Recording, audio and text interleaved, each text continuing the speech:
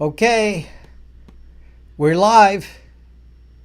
We're live, guys. How are you doing? Somebody might be wondering why I'm not playing music. Uh, Somebody posted on my video, my last live stream, that my music sucks, and then somebody hit like.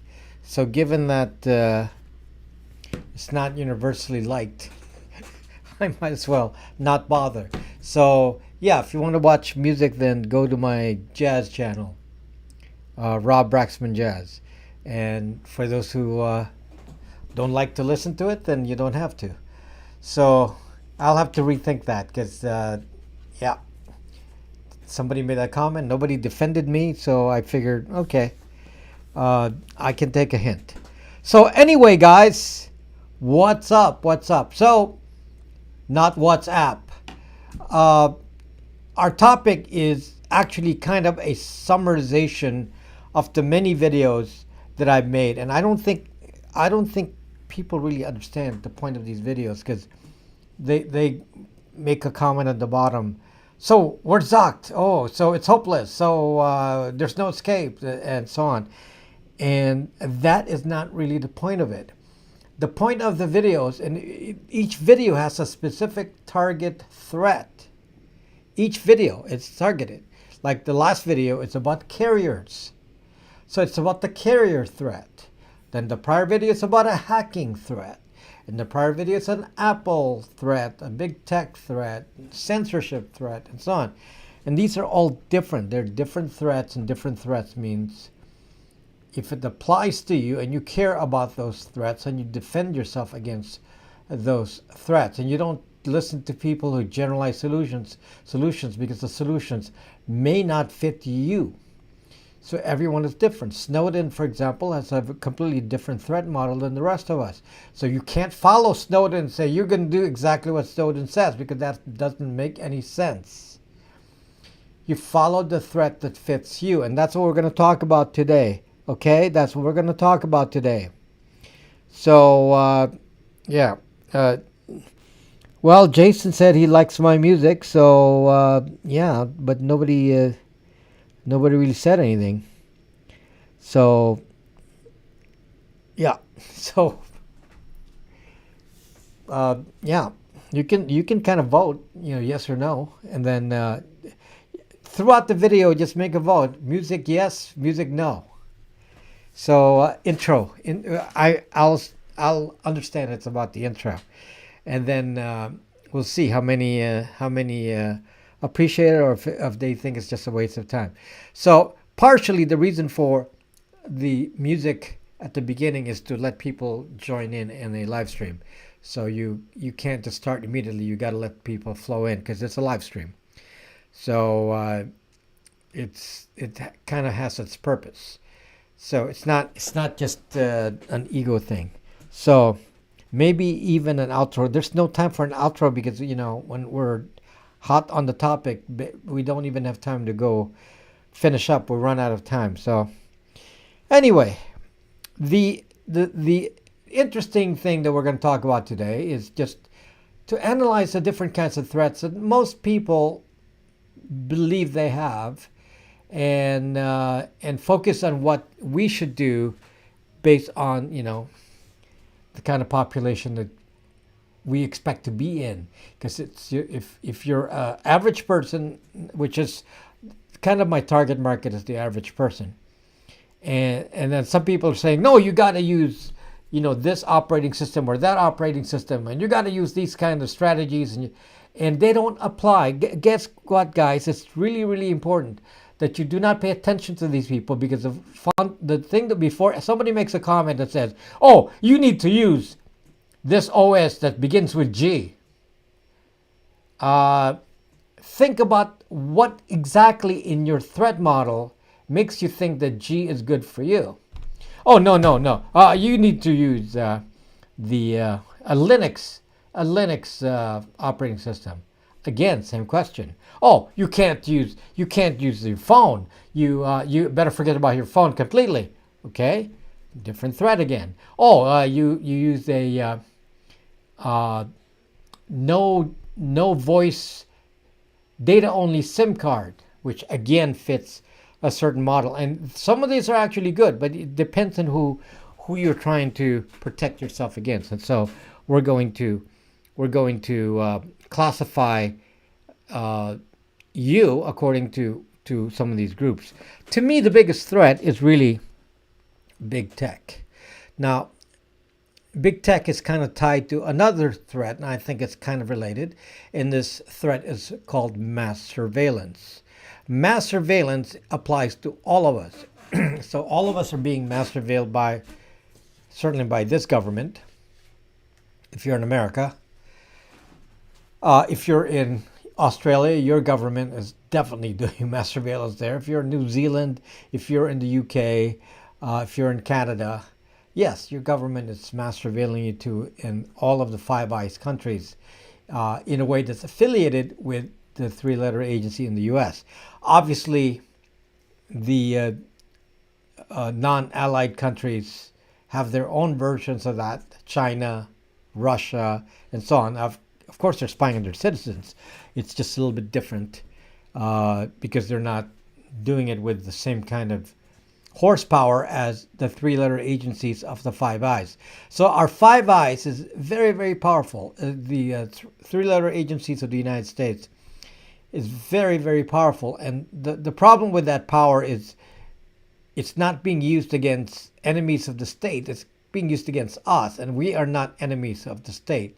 So that ties into big tech, because big tech actually supplies data to three-letter agencies, and that bugs me a lot, like Apple. So Apple is doing things that I can't explain for any other reason, and they're getting money from three-letter agencies.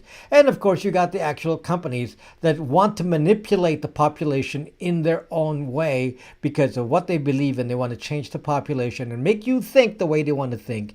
And that's the big tech threat that is found in Facebook, Google, Twitter, on and on and on, Microsoft. So that to me, what I just said there, mass surveillance and big tech, to me is the biggest threat to the common person that affects our freedom, because once they manipulate us, they change the agenda. They change what is important. They can change what should be discussed in the press. Now, somebody made some stupid comments in my last video, because I talked about DuckDuckGo, and I told you that I actually checked to see if there was any censorship on DuckDuckGo, and the search topic that I used was climate change. Okay, now some of you are going to say, well, who's going to challenge climate change? It's like, did we not go to the moon? Is the Earth round? And you get into this, and it's like, folks, if you believe what you believe, you do not need to convince me, or you do not need to hide opinions. You do not need to censor what you believe if you believe it to be true, because the truth will rise up to the top. But when you start censoring, my question is, what are you trying to hide? That is my question. What are you trying to hide? Because if it's true, we don't need to censor somebody saying the Earth is flat, because I personally will tell you, if you think the Earth is flat, you're full of it. Okay? I mean, I know many people have gone around the globe, captains of airplanes, jets flying around the globe, plus sailors who've gone around the globe. I know personally, and you're telling me that the Earth isn't round. I'm just gonna laugh you all the way to on your way to the loony land. So anyway, the point is, I don't have to censor a flat earther, because we all have common sense. We know that. So that is not what I need to protect against. So when somebody tells me insultingly that I shouldn't be searching for climate change, you're absolutely wrong. I need to search for climate change, and I in fact did, and found two different sets of results on Google using start page google.com. So I use start page. When you use start page, you actually use Google results, but it doesn't identify you. So it's actually doing a anonymous request over the Google data, and start page has to pay Google for that. Okay, so they don't do their normal filtering that they do for most searches. Now, Google itself is censored. But even then, even when Google was censored, it turns out that the results from DuckDuckGo were 100% climate change is an immediate crisis and we need to stop now or the earth is going to disintegrate immediately. And on Google, again, it's partially censored. Part of it actually came up with, various scientists saying, well, although there may be a change caused by humans currently, it does not mean there's an immediate crisis because we don't understand the effects of it. I don't understand why you have to censor that. Why do you need to censor that? That's a pretty valid thing to hear. Why do you need to censor that? Why does DuckDuckGo need to censor that? That, my friends, is what is important when it comes to not having big tech basically control what we see, what we do, because they can control opinions because they want you to buy electric cars. Okay, they have an agenda, whatever their agenda is, their vision of the world, and they don't believe there's any alternative to that. And I don't like that because if it's true, then it will stand by itself. This is what I want to protect against. By having us identified on our devices, they can actually control our opinions and that is, to me, is the ultimate loss of freedom. Ultimate loss of freedoms, okay, is when I don't get the chance to choose. I don't get a chance to analyze the opinions for myself and say, oh yeah, that makes sense. I'm not 100%, but that makes sense. Okay? And that's really what you need to do, is to allow that debate. And what happens is you have stronger opinions about whatever it is that's true and less likely opinions about what's not true. And this is why it was bad to do censorship of discussions on vaccines and things like that, because they censored it, then the other side, the anti-vaccine crowd, then believes, see, they banned us, so that it must be true, and they want to hide it instead of having it out in the open where people can debate in specifics. So I don't like that. I think it's very controlling for big tech to do that. That to me is directly controlling our freedom, and that to me is why big tech is a big threat. And if we want to retain our freedom of choice, then we need to be not dependent on these little devices to the extent that we are, where they track every move we make. So that is, to me, the biggest element of privacy. So it really, really upsets me when they start manipulating our internet in any kind of a way, like who you want to vote for, what you should believe, and so on. It just bugs the hell out of me. Just make a choice based on data that you read, and I'm okay with whatever choice everyone makes. But if it's open, we'll make the right choice. That is what I believe. Now, how is that different from somebody telling me, I got a hacker threat, I got to hide from 3-letter agencies and so on. Let me just talk about that a little bit. And the difference is that mass surveillance is a general threat. Mass surveillance by the government is not a specific attack on any one person. It's an attack on the group. It's an attack on people who are not targets. Where the ordinary people are being attacked by mass surveillance. However, if you are a target of the state because you're an enemy of the state, that's one possibility, or you could be a journalist. And the reason journalists are important is because many journalists may hang out with enemies of the state, in which case then you become interesting to the state. Or maybe they want to shut you up. So they want to know who you're talking to because, maybe you're talking to a whistleblower like Snowden before he became known, and they want to know that in advance, and so they want to track you. That's a different kind of threat. That is called an active surveillance threat. If you're a criminal, you're an active surveillance. That is a completely different threat completely. Now, we don't need to defend those who are criminals, so I don't need to say anything about those committing criminal behavior. But for those who are journalists or activists who believe in something and the government, doesn't like what they think, then yeah, they deserve some sort of protection because it's a free country. You can say whatever you want or think whatever you want. So, given that, guys, the threat from a active surveillance, I'm going to be honest with you, must not include the use of phones for voice and calling. That is what my last video was about. It says, do not use this phone for voice or calling if you are in active surveillance, if you have an active surveillance threat from your government or from a government that you're in. Let's say you're in Saudi Arabia, you're in Venezuela, you're in whatever. If you're not in the US, then that government could be your threat, in which case you should not be using voice or text. Should not. That was what my last video is. There is no escaping the surveillance from the government using voice or text. Call it phone calling or text. No escape whatsoever. That doesn't apply to the rest of you. The rest of you can use voice or text all you want. Okay?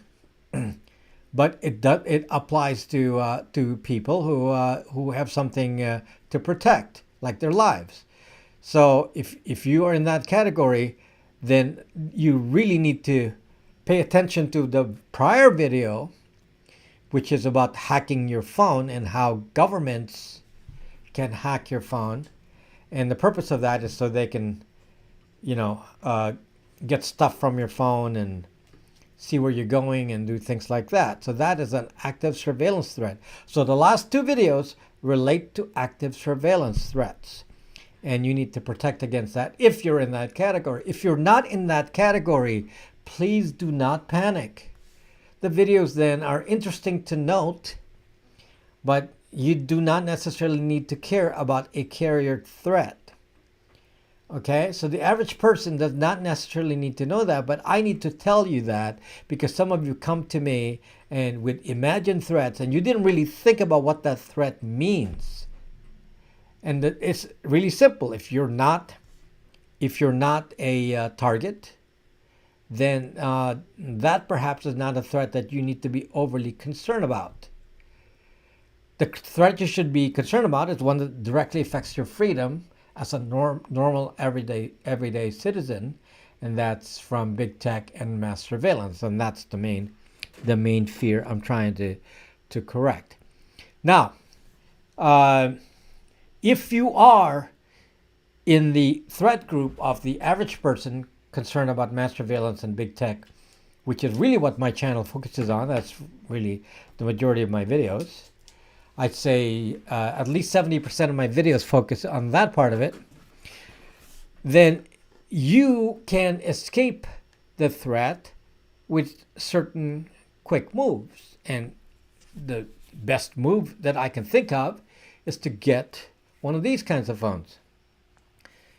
This is a Brax 2 phone. Now, why is this important? So this is a Android open source phone running Brax OS, and this is what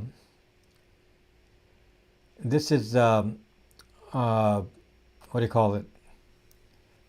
A phone with no identity. And if you don't know what having no identity means, I'm going to explain to you in a very quick way. I have never logged into this phone. There is no company like Google or anybody else that can look at the phone and read the identifiers of the phone, the primary identifier being the IMEI or the IMSI. We cannot read that on this kind of phone. So this phone is safe from outside surveillance to identify the phone specifically. This phone, not just a phone of this type, but a specific person. You cannot identify a person with this phone. To an outsider looking at the data from this phone, it just appears like it's one of those phones. Okay? They don't know exactly what. So on this, if you use this, they know you're running Android. That's about it. They don't even know. They don't even know what that means. So they know you're running Android. They don't know if it's a Chinese phone, an American phone, or what phone. They don't know anything. And I never logged in. So therefore, there's no Google in it. There's no nothing. There's no entity that can actually track your locations and report it to some central entity. Because not only does it have no identity, these phones have no central home base. There's no central HQ. They're not attached to any central entity to track you. So this is Brax 2. This is, what the new phone I released. And we'll talk about this later. But this, to me, is number one thing that a average person really needs to protect themselves against, to protect your freedoms. Because by not identifying yourself, you can speak more freely and not have to worry about somebody like watching you. Now, over this, what would I do? In some cases, you may want to use a VPN. What are those cases? If you're on Wi-Fi, I recommend that you use a VPN if you're using Wi-Fi. If you're not using Wi-Fi, you do not have to use a VPN. This is for the average person threat. Okay? So, what else do you need? Well, I have some other techniques, but this is, a VPN on your computer, a VPN at home for home devices, and a Brax phone is quite a bit. That's quite a lot of protection already. So it's not like, oh, it's hopeless. Oh, we can't protect ourselves. No, because once you use these, then there's a massive amount of protection already. Now, if you're one with a more active threat against you by some government, let's say you're in a different country, let's say you're a journalist in this country or some other country, it doesn't matter where, then you need to protect yourself even more. So for those kinds of groups, you need to protect yourself from carrier tracking, which is my last video. So what does that mean, protect yourself against carrier tracking? The carriers can see what goes on with your voice calling and texting. And so if that's their main avenue of retrieving data is from voice calling and texting, then if you do not ever call or text, then they don't even know anything either. So one of the suggestions I have, if it's a let's say a journalist, what I would do is I have a phone with absolutely no voice and no text and only a data SIM card. If you're using a data SIM card and you use a VPN, you need to use a VPN if you're a journalist. So a data-only SIM card and a VPN, and only use encrypted apps like XMPP, like conversations, Signal for people you know,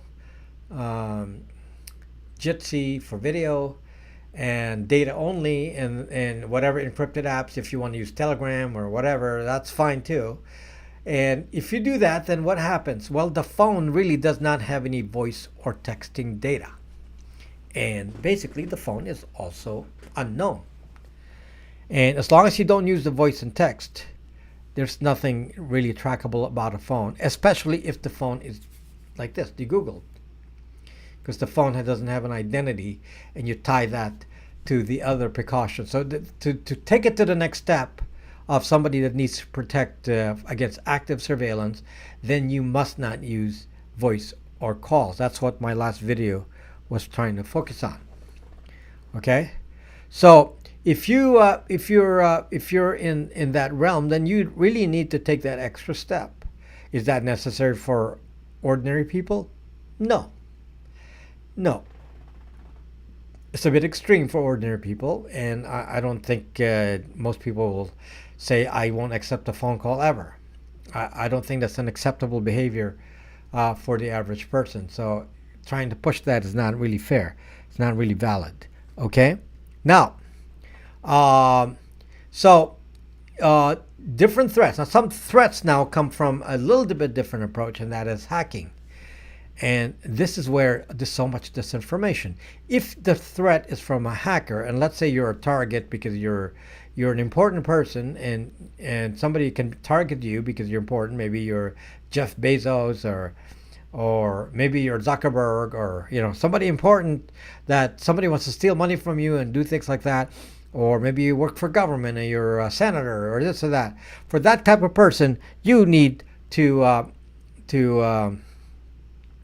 concern yourself with a phone that's a bit more hardened against hackers. Otherwise, for the average person, it's less of an issue because I see comments right now. Open bootloader. Now, what does that exactly mean? What does that exactly mean? What is the actual problem with open bootloader? I'm not sure these people actually understand. And this person made that comment. I'm not sure they actually understand what that means. Brax OS has a locked bootloader. So this is a locked bootloader phone. Okay. My Lineage OS phones are not locked because you can't lock Pixel Lineage OS unless you're using the operating systems that start with a C or start with a G. Those have locked bootloaders. Is that a big deal?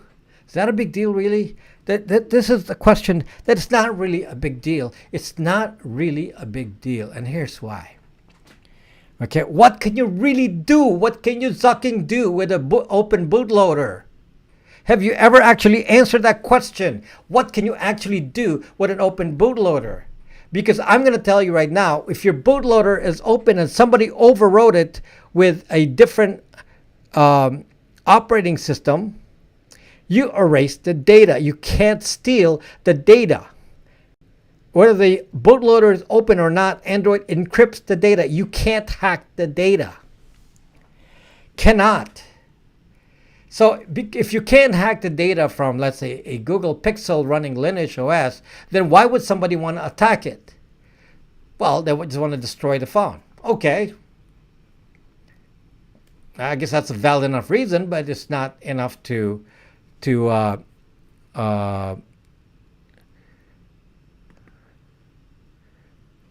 that's enough. So, hold on. There was a mess. I guess the broadcast started to say it will end, and I said, "What the heck is going on?" Anyway, so don't be too overly concerned about that unless you actually have a particularly different concern, and that's again, if you have a specific threat against you because you're a target. It doesn't really apply to normal people because it's like, what are they going to take from the phone? So let's not over focus on that because that really is not a privacy issue. Okay, not a privacy issue. So a hacker issue is a threat, and unfortunately, and this is why I hate listening to these people that talk about you need to use this operating system or that operating system because it protects you against hackers. And the sad news is none of these phones protect you against hackers. None. Okay, that was the video from 2 weeks ago. I don't care what these people tell you. If somebody wants to hack your phone from the baseband processor called the MP, baseband modem processor, they can. And it doesn't matter what your OS is. You could be running operating systems that start with the letter G. You can use ones that start with letter C. You can use ones that start with the letter B. That kind of threat, every phone, even my own phone, can be hacked. There is no phone in existence. There is not one phone in existence that can avoid hacking from the baseband modem side. So when I listen to people saying, "Oh, you need this, you need that," not sure you really understand what the threat is. Doesn't matter if you have an iPhone. iPhone will be attacked as well because they all have the same baseband. So the attack is from the baseband. Okay, so just to make that clear. So do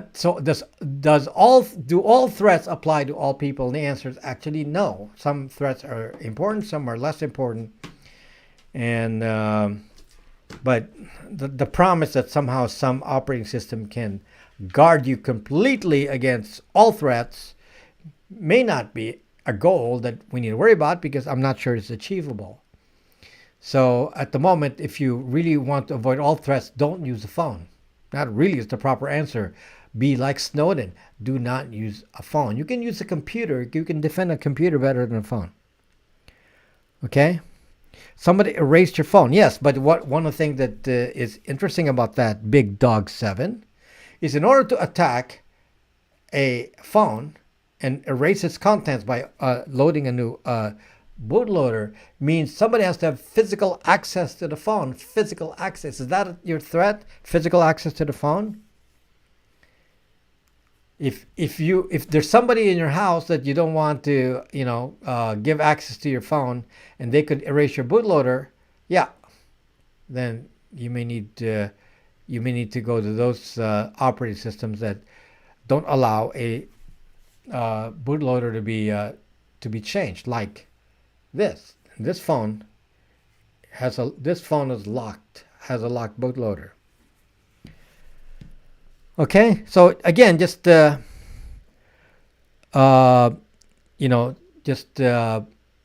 you a sense of balance about the what's being said out there, and a sense of balance about my videos. It shouldn't inspire fear.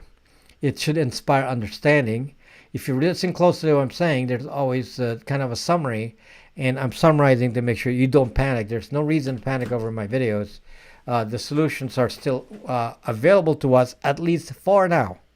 We still have solutions. That may not be available in the future, but at the moment, we still have them. Okay, so before I'm going to go to the QA section now, but before I do that, let me just mention my sponsor. My sponsor is Linode. And I've told you that, my servers, most of my servers, more than 90% of it, are all now based on Linode. I just love this company. They have great tech support and great prices. And the price part is very significant. I mean, they may have great support, but you don't really need the support. But if you pay attention to the price side, price, performance, and just if there's a problem, they are there to answer your question. They have outperformed every company that I've been to many companies for cloud services, and Linode is the best that I've experienced, and especially good for running Linux stuff. So for Linux kind of servers, and they're adding new services. They're actually opening up database services. That was not a feature that was available on Linode before. That was a feature available on Amazon AWS, and they're going to be adding that soon. They just sent me a note wanting beta testers. So anyway, consider that. Now, I talked to you a moment ago about doing searches. And one of the search options you have is to use startpage.com. I have a link in the video description. And what you can do now is you can cut and paste that link I have in the description to your browser of choice.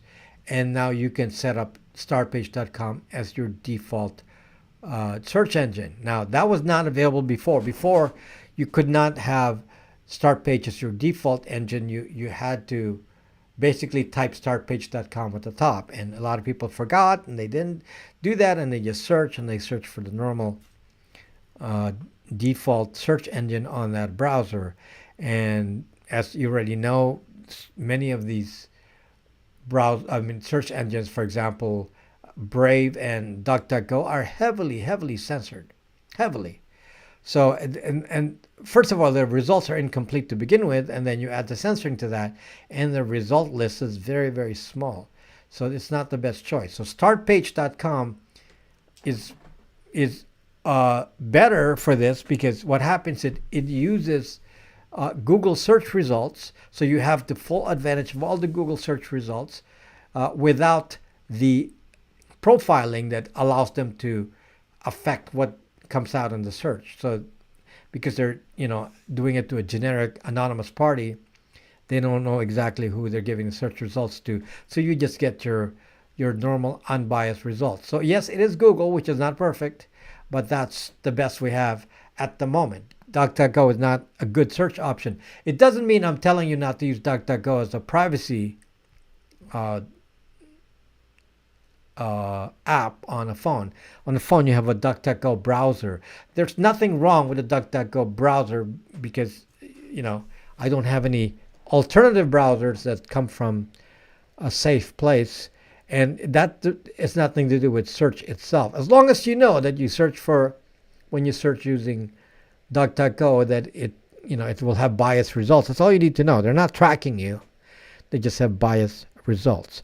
So if you want better results, use startpage.com. Link, again, it's in the description if you want to set up one of your browsers and use that as your default search engine. Okay.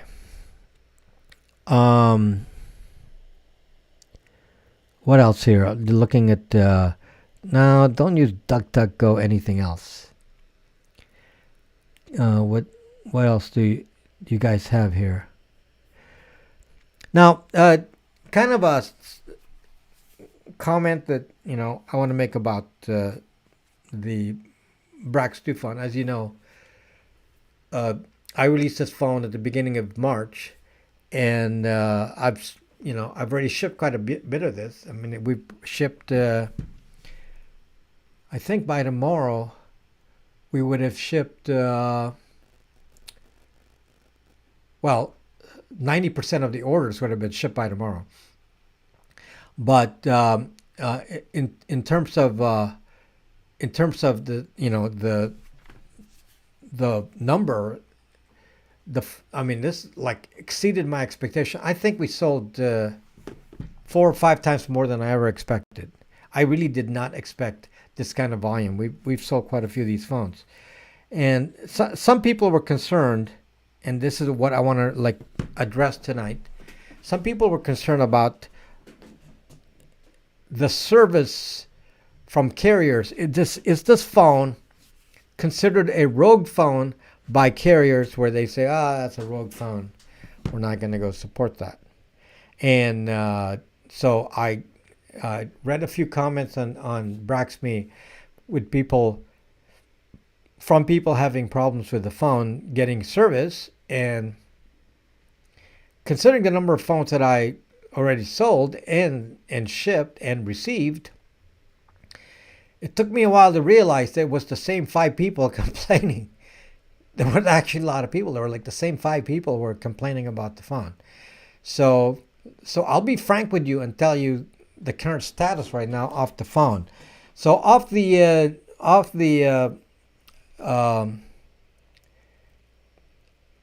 phones that I shipped, and I'm trying to think about how many in the initial batch. Let's just say that from the early batch, that some many hundred have received their phones. So of those, that's a lot of phones. Okay, so of those phones, somebody reported that maybe the mic wasn't working. This is not verified, but said the mic may not be working on his phone. So I'm going to replace that phone. And somebody also found that the fingerprint reader, which is on the edge there, was out of position. Phone still works, just the fingerprint reader was out of position. It was sticking out. So it's not seated properly. Defect. Can't remember anything else. Those 2 phones, there may have been, those 2. So those 2 are the only ones I'm aware of that you already heard about the defects that I mentioned. And that's always likely. There's always a certain percentage that should come back as defects in any large batch. That's a pretty small number so far. So that really is very good. Now, of those, I believe Of those that responded to me, I believe 3 people were having problems with no coverage in their area. So their SIM card wouldn't activate. And then I offered either a refund or to change that to a Pixel. So that's it. So given the number of phones out there, that's pretty good. That's a very, very good number. So it means that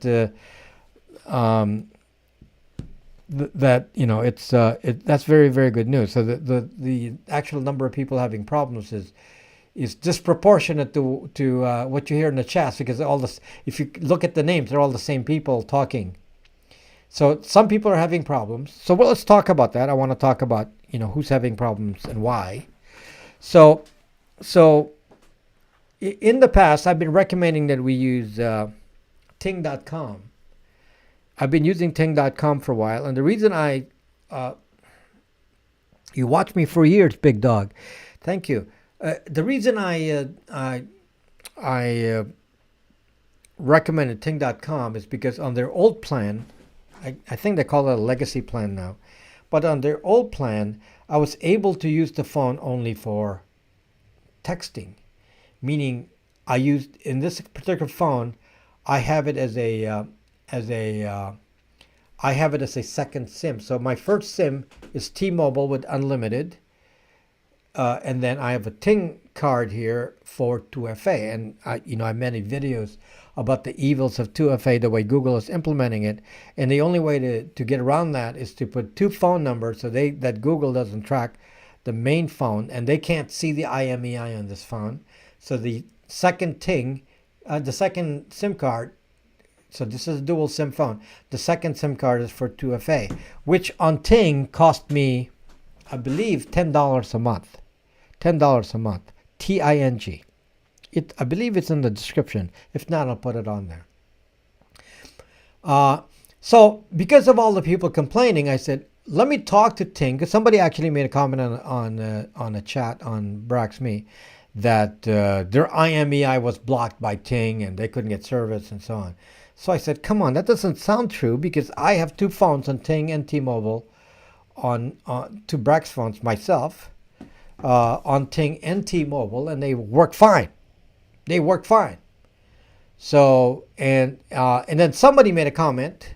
Somebody made a comment accusing me of stupidity because I did not state what bands are supported by the phone. So I'm going to tell you right now that there is a band that is not supported by a Brax phone that seems to be common to all carriers, and that is band 4. This phone does not support band 4. So that got me worried at first. It got me worried. Thank you, Joe. Thank you, Joe. So I said, okay, well, maybe we have a problem with band 4. So we talked to our factory to maybe activate band 4 in future batches. But that was not enough for me. I really had to know. So this is what I did today. I called up Ting. I got on the phone to Ting and say, hey, listen, I refer a lot of customers to you. So I want to know that my followers and the people who buy my phone are not going to have a problem. So I asked him point blank, do you block the IMEI of this phone? He said, I have this phone active on my account on 2 phones, and it's running fine. Do you have an IMEI block on a Brax phone? Answer, no. We do not block IMEIs. Point 1. This is from Ting.com. No, we do not block IMEIs. Do you perhaps block the phone because it doesn't have band 4? Response from Ting. No. We use band 12, which is supported by the phone. This phone has band 12. We use band 12. That means T-Mobile uses band 12. This is T-Mobile. Ting is T-Mobile. So it's band 12. 12 is supported. So 12 is the main band they're using right now, and that's fine. So is there any reason why you would block a phone? Yes, we block 3G phones. I said this phone is not 3G. Does it support 4G or 5G? And that was the question asked to me. I said yes, because it says on the top 4G. Okay, it's a 4G phone. I know that, but to be more obvious, there are little icons that's 4G on top. Okay, does it support what they call VoLTE or VoLTE or Voice over LTE? And I said, well, yes, it supports voice over. In fact, it says so on the top. Again, the Ting icon on the top says VoLTE right on top. So there is absolutely no reason this phone is not going to work with T-Mobile networks for band 12, VoLTE, 3G, and so on. They do not block this phone. Okay, now this is the untruth that I told you. This is actually my bad. So I'm going to correct myself here. I said this phone only works with T-Mobile and AT&T. I've said that a million times over here, which is my assumption with a global phone. I was wrong. Okay, we have many that have already claimed using Boost and H2O from AT&T on this phone. Brax 2 works fine. Boost and H2O are AT&T. This phone works fine on AT&T. But here's the surprise. I did not know this, but several have moved their SIM card from Verizon to this phone. Works fine. I had no idea. So I don't have global verification of this yet, but I know that some people have transferred their Verizon to this. So the phone supports more carriers than I ever even thought. Okay, so just so you know that. So which explains why I haven't heard from I heard from I don't know three people or 5 people that are constantly complaining about getting service, but then the hundreds of others who already have their phone don't say anything. Oz will block it. Can't coverage on a good day. Actually, I already shipped. How are you doing, Samira? How are you doing, my friend? Actually, I've already shipped quite a few of these phones to Australia, so we shall see if they'll probably get it in a few days. So we shall see how that works out. Thank you, Samira. Thank you. How are you doing, my friend? How are you doing? Moved my Verizon SIM card to your Pixel 3. Pixel 3 support Verizon. Metro PCS is T-Mobile. Correct. That is correct. Ting is T-Mobile. No, Ting is T-Mobile. Now, Ting also supported Sprint for a moment there, but there's no more Sprint. So Ting is T-Mobile. Okay. You want one. So anyway, so this is we're gonna see about adding band 4 to it, but it doesn't seem like a major issue at the moment. So if you have a problem with your Brax 2 phone getting service, that really is a factor of what bands are in the area for your locality. And Ting said that they only use band 12. So if there's no band 12 support in the area you're in, then the phone's not going to work. So I use Ting with Verizon, right? Ting is not Verizon. Ting is T-Mobile. I don't believe Ting ever used Verizon. Ting used Sprint, which is T-Mobile. Mint is also T-Mobile. You like SD card slots. Good. This a Brax phone has SD card slots and Big Dog, a locked bootloader, if that concerns you. You cannot flash Brax OS on this. There's no facility to do it by image. The phones are flashed. You can't flash it yourself. You have to request their one SIM as that's not advertised on their site. Uh, did not even know they ever do Verizon, but they're basically known. Uh, I don't know what track phone is. I thought. Yeah, I do not know what track. Somebody can tell me. I know H2O and Boost are AT&T. I want to buy all your products soon in a few months. Sell a comprehensive tutorial for non-tech people to teach the basics. I have so many of those. Liberty Lover, and nobody watches them. So it may be just a matter of organizing my playlist for beginners, like a beginner playlist. Maybe that's what I should do when I get a chance. Organize my channel a little bit differently, like a beginner playlist, advanced playlist, and so on. SIM swapping is getting more prevalent. SIM swapping in a negative way or your own SIMs. Nobody checks it actually. So if you activate from, let's say some company claims, oh, we block your IMEI. Unless the phone is stolen, nobody can block your IMEI. The IMEI check is to check for stolen phones. So yeah, the IMEI is for stolen phones, but they don't actually check to say we don't support your model like AT&T does for Moto G7s and Moto G7 Plus. It actually blocked specific models incorrectly. Stupid AT&T. They're blocking phones. You should all leave AT&T just for that reason. Why would they block phones that actually work on their system? So they block the phones for no reason. It's so, I hate that. Before, the terrorists used to be Verizon. Verizon would terrorize everyone with their phones, and it's so difficult to get a phone to work on Verizon. There's so many restrictions in the past, and yet the Brax 2 phone works. So I don't know.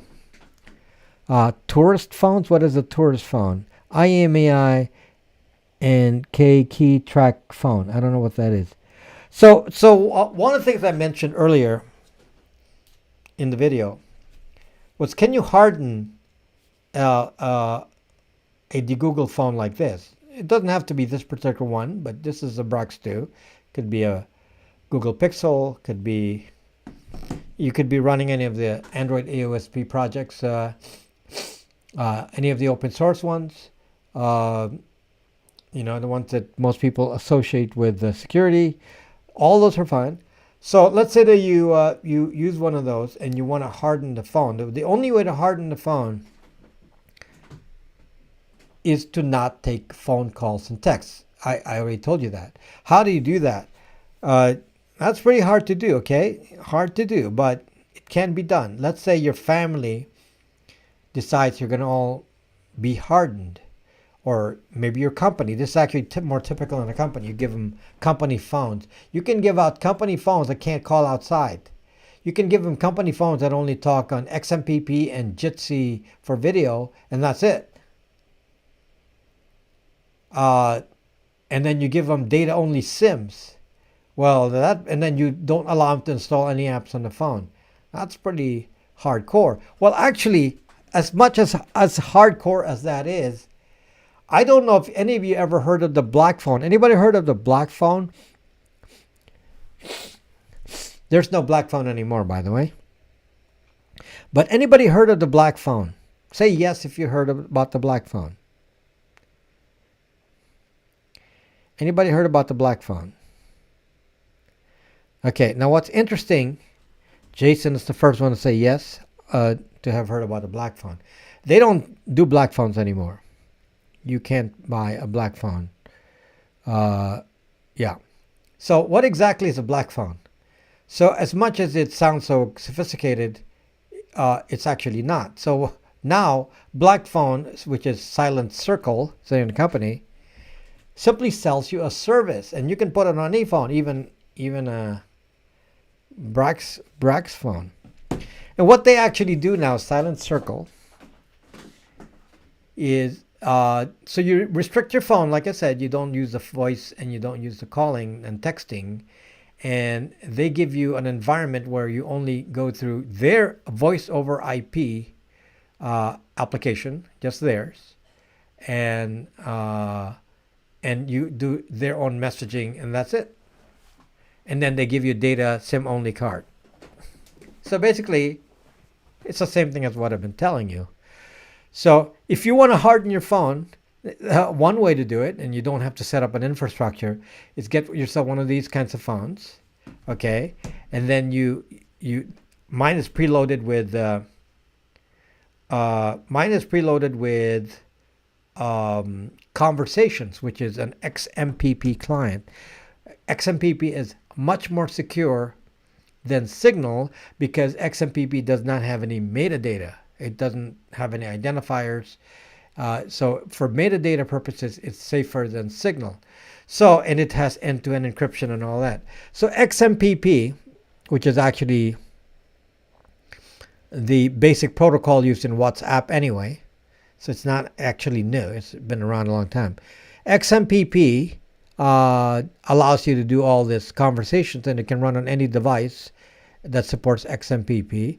And I actually supply a free XMPP server. It's called xmpp.brax.live. So if you run conversations on any of the Google phones you got from me, you will find it comes with Conversations. And then if it asks for a server, you can type xmpp.brax.live, set up an account there, and anyone else can set up an account on their device. And you can be talking to people without giving any identifier, and it's like an email address, except you're using XMPP. You can even call it up on Thunderbird, so on your email client. So it's like sending email. So that's available to you. So if you use XMPP, you're going to be very secure with no metadata. And for video, the easiest video is Jitsi. I mean, it's so simple. It's a lot simpler than Zoom. It's really easy to use. Jitsi, I have a video on that. Put Jitsi on the phone. You can do whatever you want on the phone, and it's very safe. And you can use the Jitsi server they provide, or if you want to be more secure, you can set up your own Jitsi server on Linode. You don't even have to do that. You can use the central Jitsi server. I may start supporting another Jitsi server. I had it on for a while, then I turned it off. But if the demand is there, I can turn it up again. But I'm still running xmpp.brax.live. So Jitsi, yes. So yeah, so do those two, and you can communicate. And if you have a data-only SIM, you can do video and messaging, and and run some basic apps without having to use voice calling and texting, and use Signal with your family, and you can use voice over IP using Signal with your family, and guess what? That's absolutely super secure. Somebody asked, how did I convince my family to use Signal? Well, actually, when I use Signal, I use it as my messaging app. So I don't even distinguish. My messaging app, my SMS app is Signal. So anybody texting me, which is usually family, will go through Signal. If they have Signal, then automatically my text will be using Signal. If they don't have Signal, we'll use texting. So somebody using Signal doesn't really have to even know anything. It's just, it's basically just replaces your iMessage and your, whatever SMS message app you have. And because you're only using one app, you don't actually notice. And when you make a call, and on my phone, when it detects a person has Signal, it actually calls using Signal and rings them using Signal, so it doesn't actually ring the actual phone. So basically, I just had my family install it. They all install it, and then they kind of forgot all about it. They're still using it today. And in fact, I said, I'm not going to talk to you on Facebook. Zuck that. So we are all on Signal, and what's so fascinating about that is we disappeared from the voice network.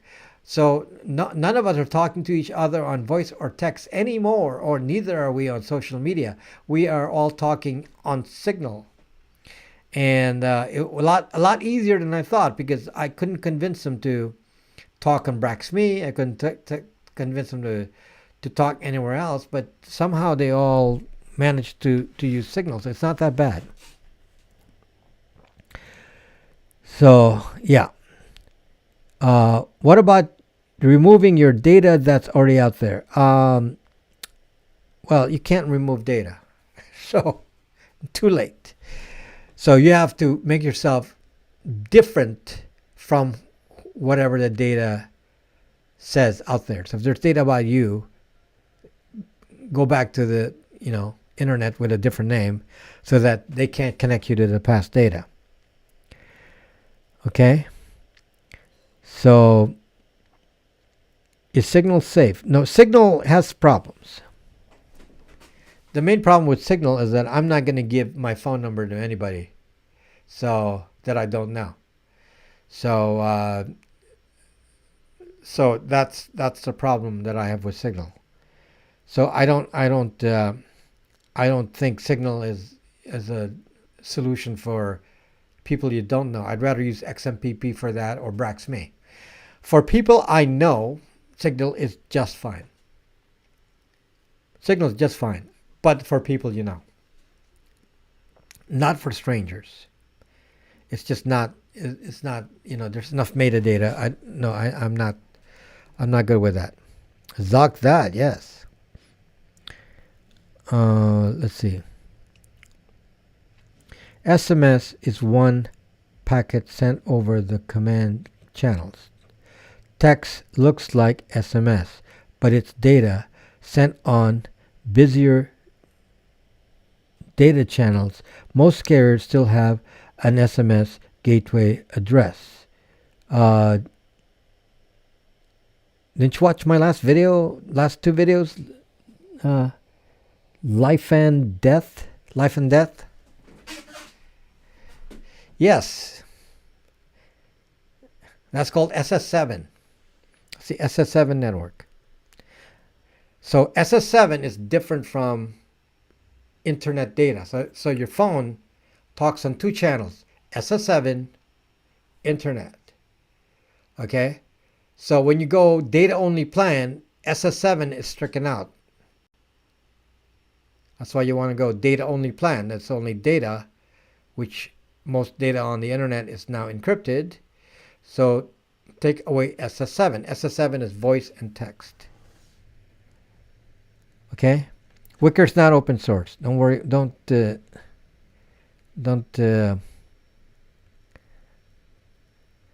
Let's not discuss that. It's not open source. It doesn't fall into my rules. Brax Me is open source. Brax Me is open source. So you can all come to Brax Me, and Brax Me does not require any identity, and that actually is the basic importance of Brax Me, is that there's no metadata that identifies you. How much would it cost to start your own T-Mobile? A few $100 million, because you need to buy the frequencies. That's actually the problem.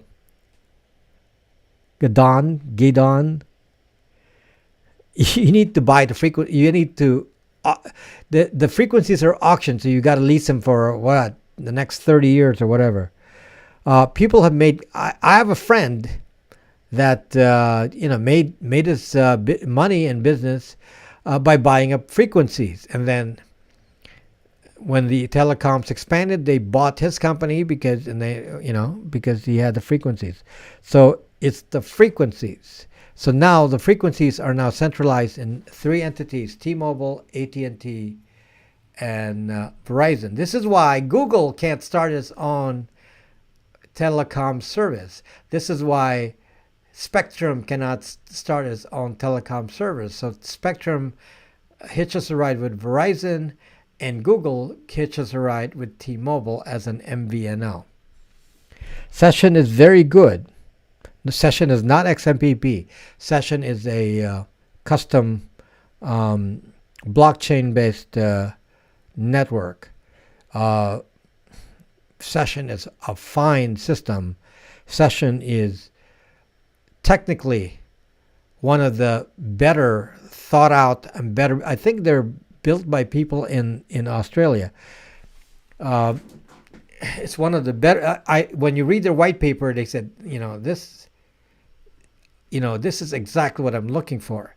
So Session is on my list of in my top 3. My only problem with Session is that it's not easy to use. I mean, Signal is a lot easier to use than Session. You can't actually. It's very hard to pass contacts on Session, but if you want super security, yeah, I highly recommend Session. Telegram is not open source.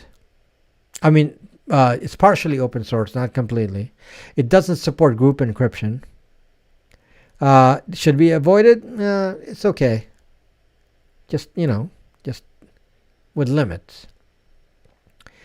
It's fine. It's the same problem as Signal, metadata from phone number. So, I don't like using Telegram with people I do not know. Okay.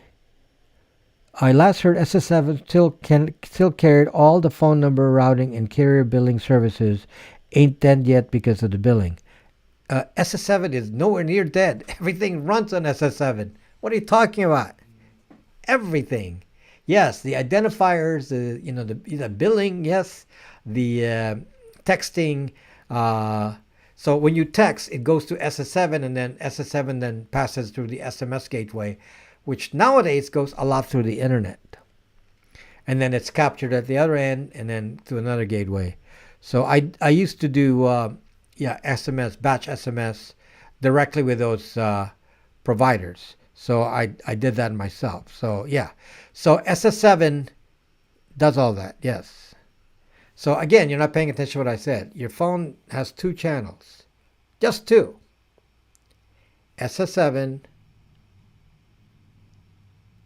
data. So if you want to be super safe, strike SS7 out, and that includes voice and text. That is basically the voice and text part of the SIM card. So if you have a data only plan, that's basically disconnecting from SS7. Is there a way to restore Brax 2 to the factory defaults? Who's asking that? Phil, I knew Great Gold wouldn't ask that. Okay. Yes, hit reset. Brax 2 phone can be reset as much as you want. You can reset it as often as you want. By the way, Gmail open-handedly will allow foreigners to read your emails. Well, they let the government do it. Although I have to say that when they let the government read John McAfee's Brax email, they did let him know, though. They sent a notice to him that the government was reading his email. So that's good. They don't always do that, but they did in this case because there was a legal thing with it. I presume they have to do that if there's a legal case because it was a grand jury indictment, and that means that it has to be evidence in court, and they probably need to state that so they can be valid as evidence in court because of the Fourth Amendment. If using an iPhone, is it best to not use an Apple ID? Kyle, please, you're zucked. Apparently you didn't watch all my videos. I've made 4 videos on iPhones since January. I mean, I'm so pissed off at the iPhone, I don't even know what to tell you. Okay, your iPhone, your lovely iPhone, when you're powered off, turn off the power, is now on AirTag. You can't escape. Your iPhone is going to track you day in, day out, with power on, with power off. You can't do anything. And can you imagine that? When you turn it off, it's still being tracked. So you love your Google Pixel 5. That's a nice phone. It's relocking the bootloader of a phone worth it security wise. It it's not, well, you can't lock a Pixel on Lineage OS, for example. It's to me, it's not that critical. I already mentioned that. It's not that critical, and the reason being, you can't steal the data anyway. So what is the actual threat?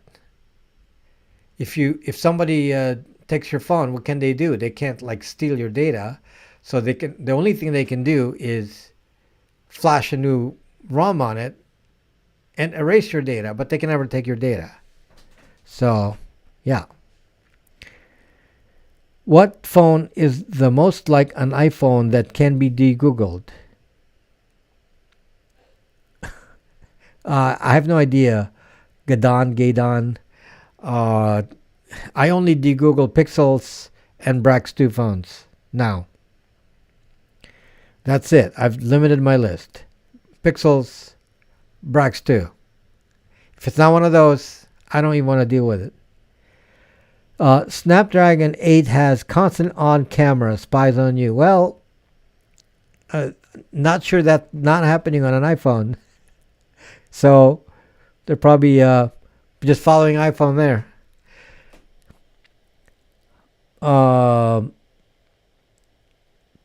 Can you de-Google OnePlus 9? No, I don't want to de-Google anything else. So I'm telling you what I'm de-Googling, which is Pixels. And obviously Brax 2 doesn't have to be de-Googled. It's already de-Googled. Your phones gets tracked on or off. Duh. I can leave it, carry it as long as... yeah, if you have an iPhone, you need one of these. The most important tool for an iPhone is a Faraday bag. Like this, with copper fabric. That's the only way you can use an iPhone. Zocked up. So I am like so mad at iPhones right now.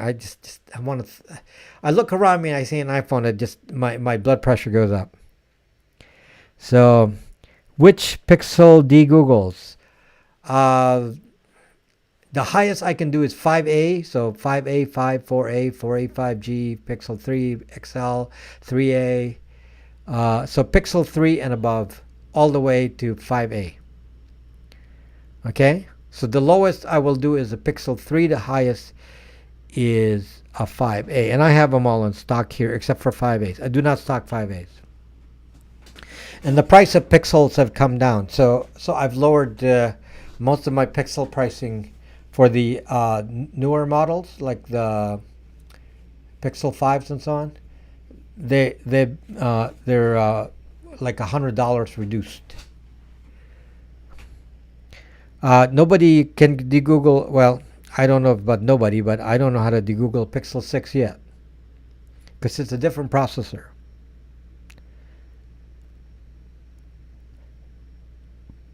If you just leave your iPhone in one spot, you can probably skip the bag. Yeah. Don't, or not use it. Keep it in one spot and not use it. That'd probably be good. So in my case, I not only keep it in one spot, I put it in here. Okay, and it's off in here because otherwise it'll behave like an AirTag. What phone does Edward Snowden use? I'll tell you exactly what phone Edward Snowden uses, Mad Cow. None. He does not use a phone. Which Pixel still has the headphone jack again? Pixel 4a. Does a 4a 5G have? And yeah, 4a and 4a 5G have headphone jacks. That's it. Those are the only two models that I know have headphone jacks. So any of the older models, no. Newer other models, no. Yes, Ray.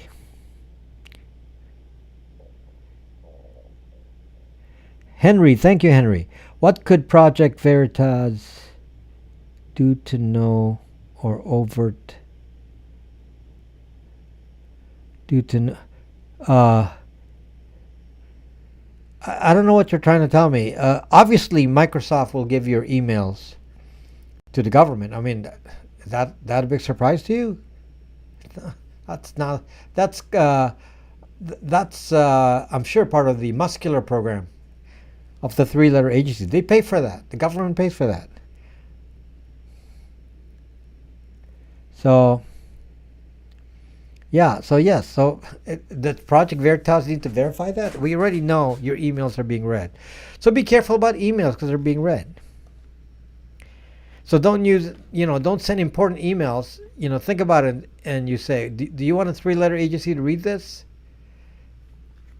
And mostly, the more personal it is, the more I do not want a government to read it. So some of you, are you talking to your girlfriend on email?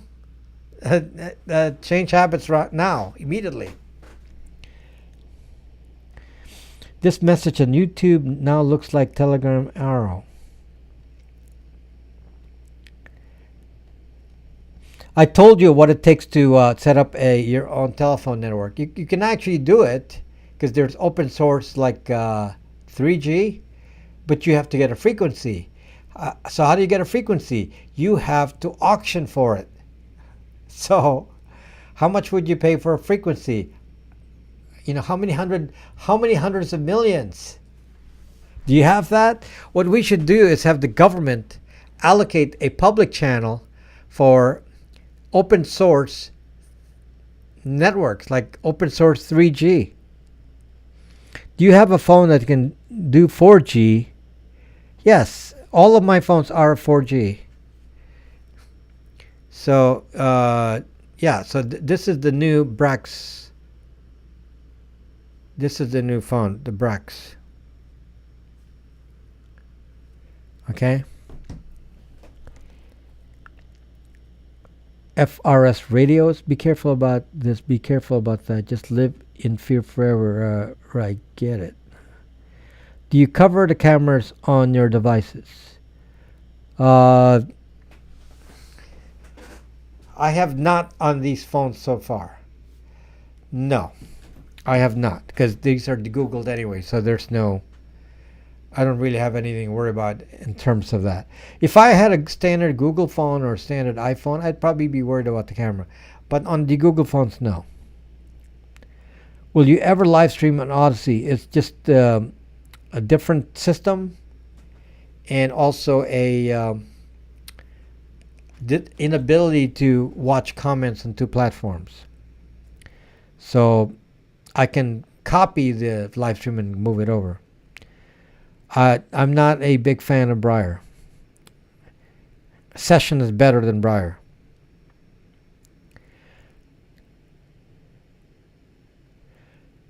Tell us about the system frequency that should be used so that they can.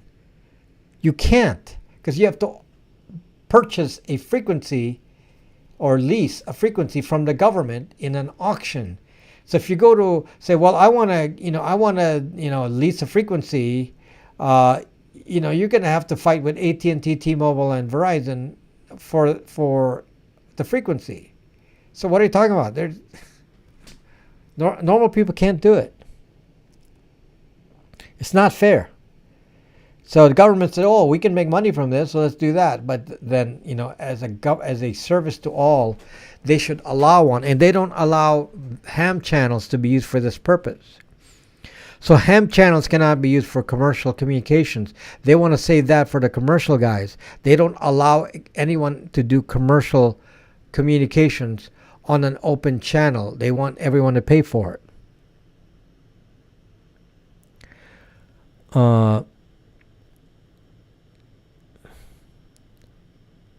That's a losing auction.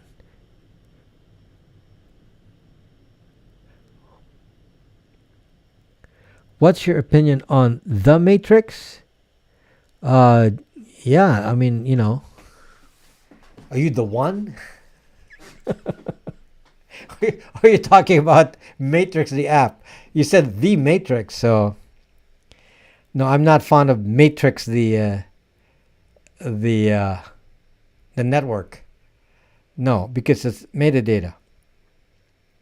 Which phone do you recommend? Well, obviously this phone.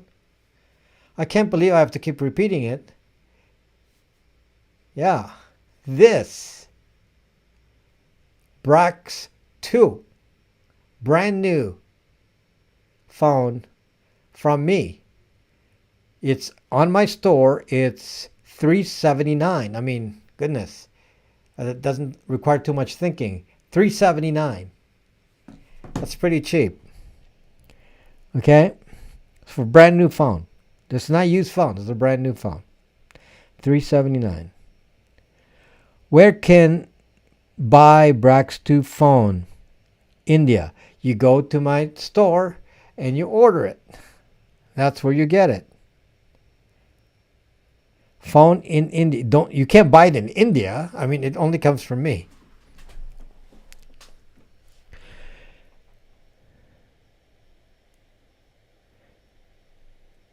System frequency. So that was not a typo. You were just trying to confuse. Okay.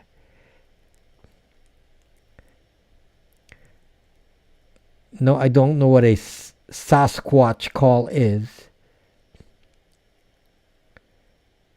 I ordered the Brax 2 phone on the 17th of March and shipping status says March 17th would be batch 4. So that would be end of next week. You're one of the stragglers. Most everyone already got their phone shipped. So 90% of the phones will have been shipped by tomorrow. Not meaning the pre-orders. So by tomorrow, 90% of the pre-orders will have been pre-shipped. I'm hoping that by next week or sometime next week, we will no longer be in pre-order. If you buy, you get shipped immediately, like the next day.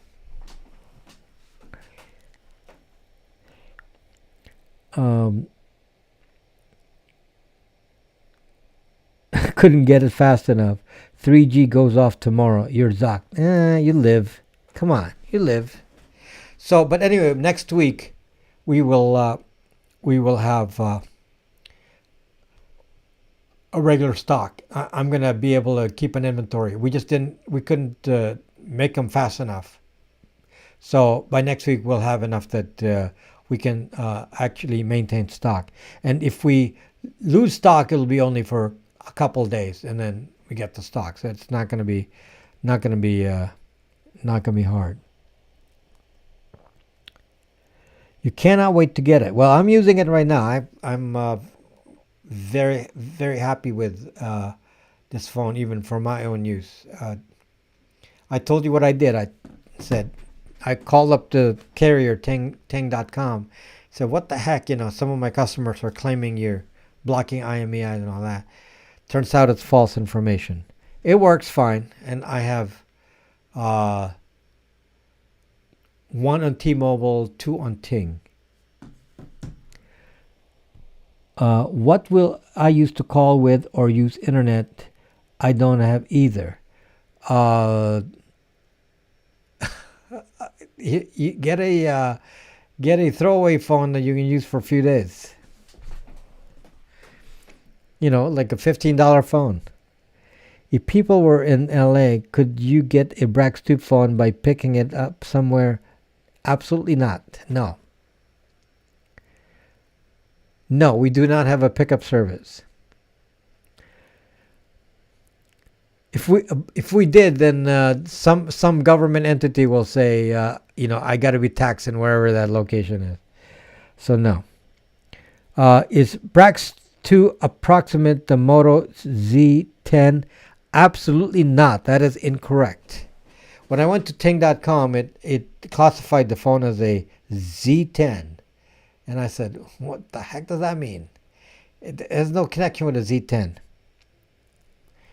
The motherboard is a MediaTek Helio P60, and there's a bunch of phones with that same motherboard. Like, Yumi, lots of Yumi Digis and some Oppos and so on use the MediaTek Helio P60. So it's not the only phone of its type that uses the motherboard. It is not a Z10. So they probably didn't know what to call it, so they, bunched a bunch of phones and said, well, we don't know what this is. Let's just put it in the Z10 category. Um, yeah. So let's see what else. We got 5 minutes. So the Brax 2 phone is a custom phone. The closest phone to it is a CoolPad Cool S. So if you want to see the form factor and all that, CoolPad Cool S has the same exact form factor, same exact case. It uses the same case, same exact camera, same exact motherboard. I believe that's it, and those are the shared parts, because it's built in the same factory as the CoolPad Cool S. So they're able to use some of the parts from that factory. So beyond that, the phone is completely separate. It's actually listed in the phones using Helio P60 motherboard chip.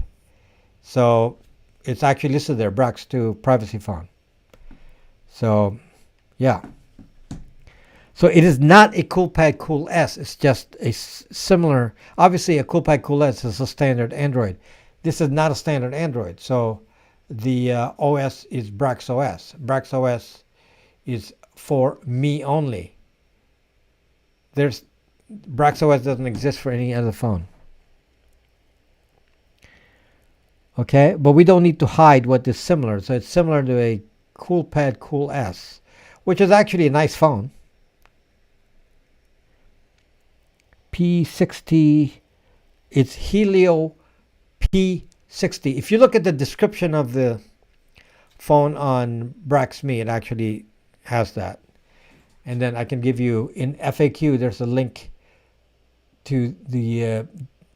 There's a link in Brax.me to the list of phones that uses the Helio P60.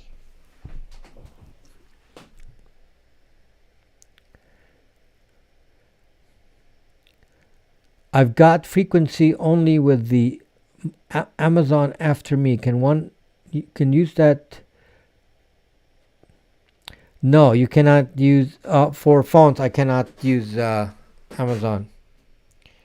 I accept Amazon for small amounts like VPNs and so on, but I can no longer accept Amazon for big purchases like phones.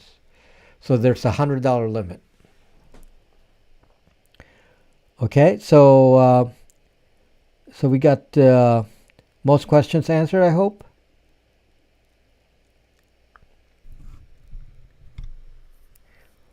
We're down to two minutes here, so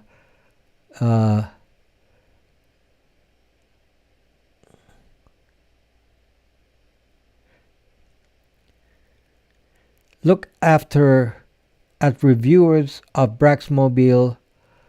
Look at reviewers of Braxmobile on YouTube. There are reviews of Braxmobile on YouTube.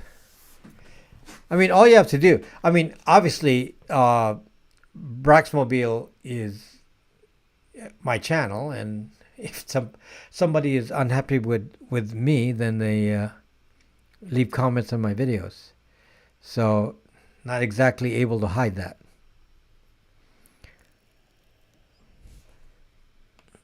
I don't have any thoughts on SSB. Okay, what else? We're down to 1 minute here.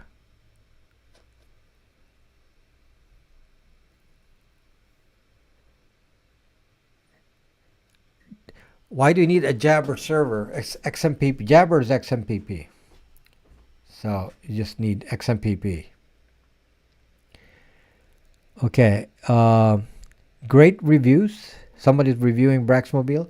No, I'm actually not aware of too many unhappy clients of my products because I have a money back guarantee. So if you're unhappy, I give you your money back. So, 30 days.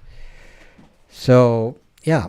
So, I hope nobody is, if I can help it, with fairness, obviously. You can't use a phone for a year and say, I'm unhappy. Well, yeah, that's not fair.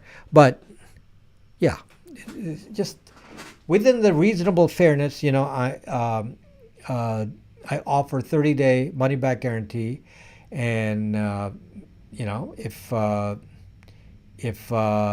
a problem, then it's always handled. I replace phones. I don't even ask questions. You say you say the phone is defective, I replace it immediately. So yeah, okay, guys. So thank you very much. And I don't know. I need your advice. My videos aren't becoming hits like it was in the past, and I don't know if it's my choice of topic or if it's YouTube. Uh, not they're obviously not sharing my videos outside of my normal subscribers.